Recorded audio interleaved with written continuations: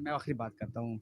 जी नाजरीन, उम्मीद करता हूँ आपको जश्न आज़ादी का ये जश्न किरण की रोशनी के दफ्तर से बराह रास्त बहुत अच्छा लगा होगा। हमें कमेंट्स में ज़रूर बताइएगा। हमारे इस प्रोग्राम को आगे शेयर भी कीजिएगा ताकि दीगर अहबाब जो इस प्रोग्राम को नहीं देख सके वो भी इसको देख सकें। तब तक के लिए हमें इजाज़त दीजिए। इंशाल्लाह आइंदा साल फिर इस जगह पर हम एक बार फिर लाइव प्रोग्राम चलाएंगे एजुकेशन सोसाइटी फोरम की जानिब से।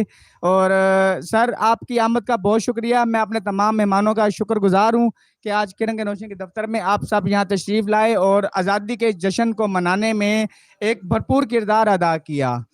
जाते जाते इस नारे के साथ, पाकिस्तान पाकिस्तान पाकिस्तान। पाकिस्तान का मतलब क्या?